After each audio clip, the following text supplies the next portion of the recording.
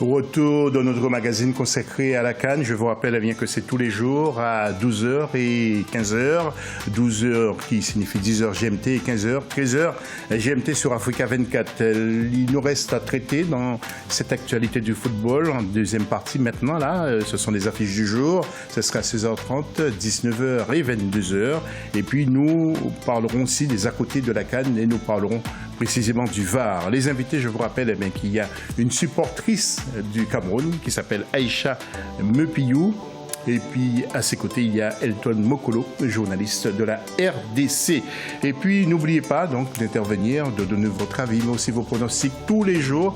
Après les matchs, par exemple, vous allez sur nos réseaux sociaux, vous analysez à votre manière les rencontres. Et puis concernant vos pronostics, je rappelle que c'est Facebook, Africa 24 et Twitter avec l'hashtag Africa 24. Nous attendons vos nombreuses interventions. Et les affiches du jour maintenant.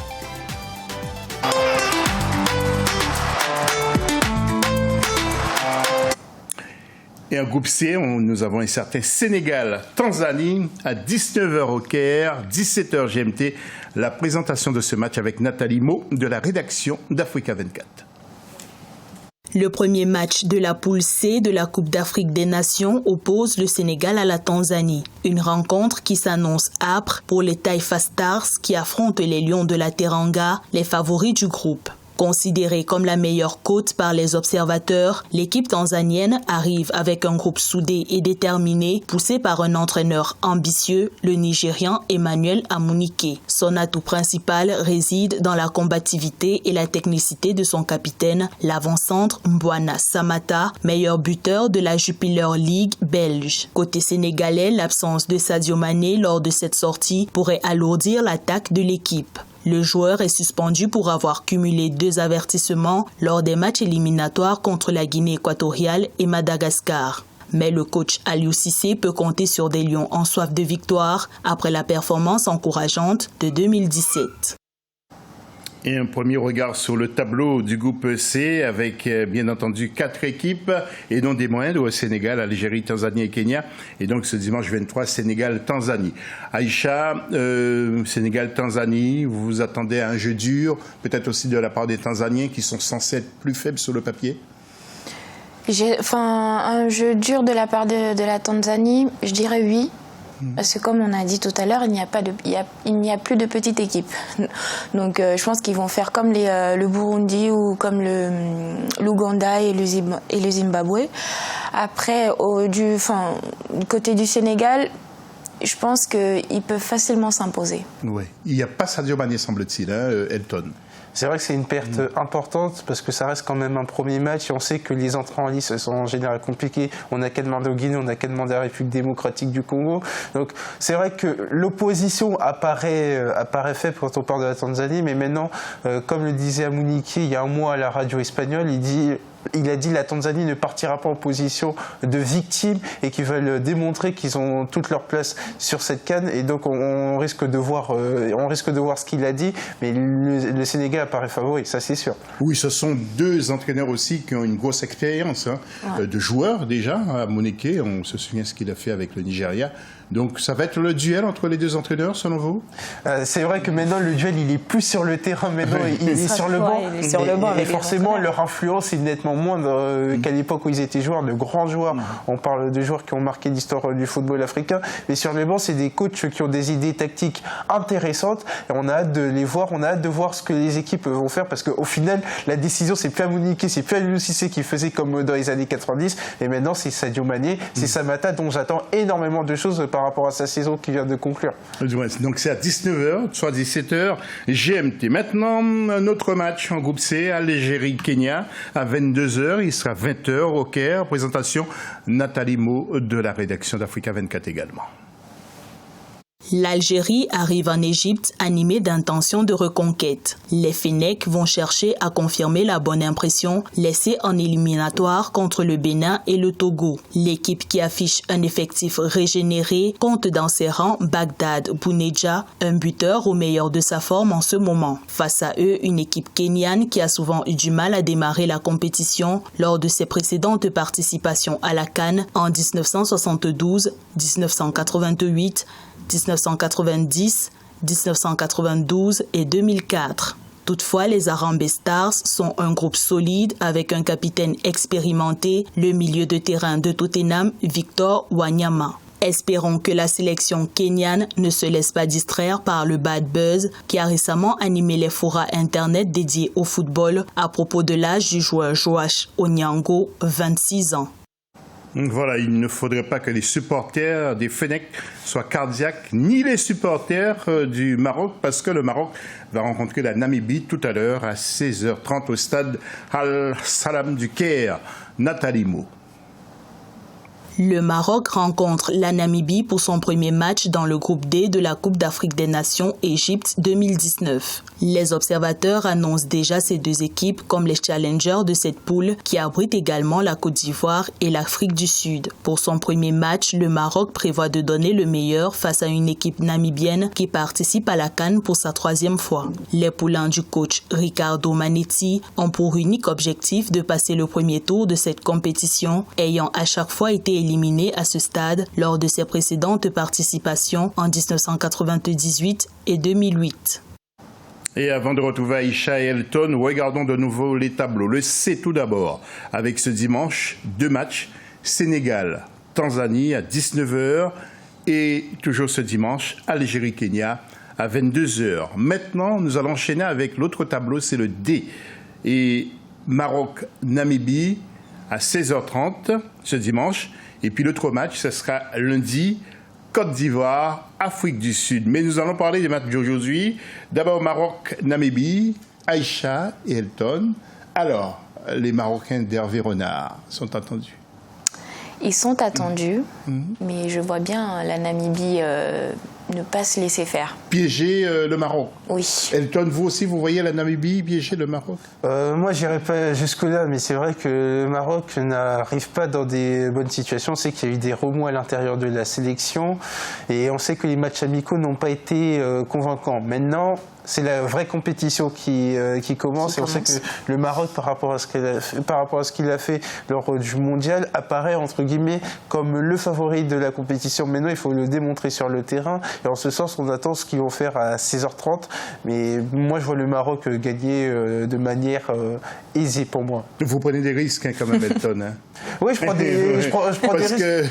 Parce que c'est vrai que les matchs amicaux n'ont pas été encourageants, mais maintenant, la qualité intrinsèque de l'équipe me fait penser qu'il devrait gagner ce match face à la Namibie. Pardon. Et puis il y aura les supporters qui sont acquis à la cause justement des Marocains. Alors l'autre match, c'est Algérie-Kenya. Nous, on attend beaucoup de Djamel Belmadi qui jusqu'à présent fait son travail secrètement, mais bon, il essaie d'emmener l'Algérie le plus loin possible, de redorer surtout le blason de l'Algérie.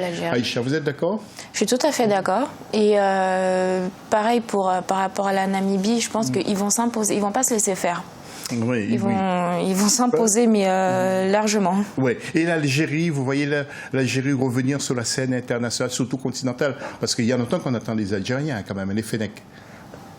Pas vraiment. Pas vraiment aujourd'hui. Elton, vous aussi, vous êtes d'accord? Les Fennecs n'auront pas ne feront pas une grande canne. Alors moi justement, dans un premier temps, le match de ce soir, je ne les vois pas s'imposer parce que je trouve qu'il y a un peu trop de nervosité autour de la sélection et qui est incarné par Belmadi qui a essayé de jouer à cache-cache sur la mise en place tactique de son équipe. Il y a quand même quelque chose qui est pour moi incroyable, c'est le fait de ne pas vouloir diffuser les matchs de la sélection pour ne pas montrer des choses au Kenya. On sait qu'on est en 2019, il est très facile d'avoir des données, d'avoir accès sur les matchs de l'Algérie. Moi, je ne m'attends pas à une grande canne de l'Algérie parce qu'il ne faut pas oublier d'où elle vient, à savoir qu'il y a eu un passage très compliqué avec la non-qualification en Coupe du Monde, l'épisode Madjer et donc l'arrivée de Belmadi qui n'a pas été facile. Donc moi, je ne m'attends pas à une grande Algérie sur cette canne. La qualification pour le tour suivant, oui, mais peut-être les quarts de finale, mais pas au-delà. Nous allons faire 2 zooms. Merci Elton, merci Aïcha. 2 zooms. Tout d'abord, un premier zoom sur l'équipe de la Tanzanie. La Tanzanie sera à la grand-messe du football africain pour la deuxième fois de son histoire. Pour leur première participation en 1980, les Taifa Stars ne parviennent pas à passer la phase de groupe de la CAN, terminant dernier de la poule A derrière le Nigeria, l'Égypte et la Côte d'Ivoire. Désormais dirigé par le technicien et ancien joueur nigérian Emmanuel Amunike, en fonction depuis août 2018, les Bleus et Jaunes ont réussi à se qualifier après s'être classés deuxième à 5 points derrière l'Ouganda. Bilan 6 matchs, 2 victoires, 2 nuls et 2 défaites. Dans le groupe C à la CAN 2019, la Tanzanie aura comme adversaire le Sénégal le 23 juin, le Kenya le 27 juin et l'Algérie le 1er juillet. Amunike n'a pas tellement changé, hein. Que voulez-vous rajouter sur la Tanzanie d'Amunike? Déjà, par rapport à la première CAN, elle avait pris rendez-vous parce qu'elle était tombée dans une poule d'une densité incroyable et donc on ne pouvait pas les blâmer pour ça. Maintenant, ils arrivent sur leur deuxième CAN. En ce sens, le tableau apparaît un peu moins relevé, quand bien même il y a de grosses équipes. Moi, ce que j'attends de la Tanzanie, c'est qu'elle démontre ce qu'elle a fait en qualification, qu'elle continue de s'appuyer sur Samata parce qu'il va être très très important. On sait qu'on est sur une CAN où il n'y aura pas énormément de buts et donc forcément le rôle de l'attaquant sera d'autant plus décisif. Donc moi j'attends vraiment ce que va faire la Tanzanie. Et autre zoom, nous allons voir que représente justement la Namibie dans cette CAN. Regardez. La Namibie fera partie des 24 meilleures sélections africaines qui vont disputer la Coupe d'Afrique des Nations en Égypte du 21 juin au 19 juillet 2019. Pour les Braves Warriors, il s'agit d'une 3e participation à la CAN après Burkina Faso 1998 et Ghana 2008. Une qualification acquise dans un groupe K qui a affiché le plus de suspense durant la campagne des éliminatoires. Les Namibiens ont en effet terminé 2e à 1 point derrière la Guinée-Bissau et à égalité de points avec le Mozambique. Malgré une différence de but en sa défaveur, la Namibie s'est qualifiée grâce à la double confrontation avec le Mozambique, gagnée 2-1 à Maputo et 1-0 à Windhoek. Logés dans la poule D, les Namibiens affronteront le Maroc le 23 juin, puis l'Afrique du Sud le 28 juin, avant de terminer contre la Côte d'Ivoire le 1er juillet. Autant dire que la tâche s'annonce particulièrement compliquée pour les hommes de Ricardo Manetti. Aïcha, on les appelle les braves Warriors, les braves guerriers. Vous pensez que ça va être la guerre ça va être la guerre. Hein. Face au Maroc. Oui, ça va être la guerre face au Maroc. Ouais. Ils ne vont vraiment pas se laisser faire. Et perso, j'espère qu'ils vont gagner. Hein, parce que moi, je supporte les petites équipes en plus de mon équipe. Donc, en plus du Cameroun. En plus du Cameroun. Ouais. Donc, ils vont s'imposer. Ouais. Un petit mot sur les stades qui sont quelquefois vides. C'est vraiment dommage. C'est regrettable. Ouais. Peut-être ils sont, j'allais dire une bêtise, ils sont trop grands, non. Parce qu'il y a des stades de 30 000, de 25 000, de 18 000. Donc, bon, les gens sont plus attirés par l'équipe locale, par les gens. C'est ça, parce qu'il y a plusieurs choses à prendre en compte. Déjà, il y a la dimension du stade. Si on fait référence au match République démocratique du Congo-Ouganda, on est au Cairo Stadium. C'est un stade qui est très très grand, l'horaire et surtout la température n'invite pas à déplacer de nombreuses foules. Et quand on parle de nombreuses foules, on parle des supporters entre guillemets locaux, celles qui vont sur la section. On sait que le ticketing, c'est-à-dire prendre son billet pour suivre sa sélection, c'est compliqué parce qu'il y a des choses annexes à prendre en compte, c'est-à-dire le coût du voyage. Et donc c'est très compliqué, ça ne permet pas de drainer beaucoup de monde dans le stade.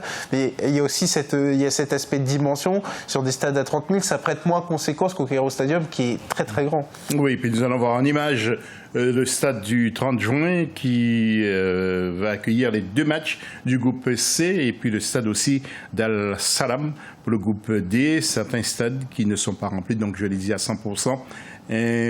C'est pas inquiétant non plus, hein. Et puis au niveau de la sécurité, ça se passe plutôt très bien, hein. Il n'y a pas de problème. Hein. Oui, c'est ça, pour ça, il n'y a pas de problème à signaler. Ouais. Mais après, on voit on va aussi à la Coupe América, les stades ne sont pas non plus remplis. Ouais. Donc, il y a aussi à prendre en compte la qualité de l'affiche. Et on sait que parfois, il y a des supporters qui vont plus privilégier d'autres matchs qu'un autre.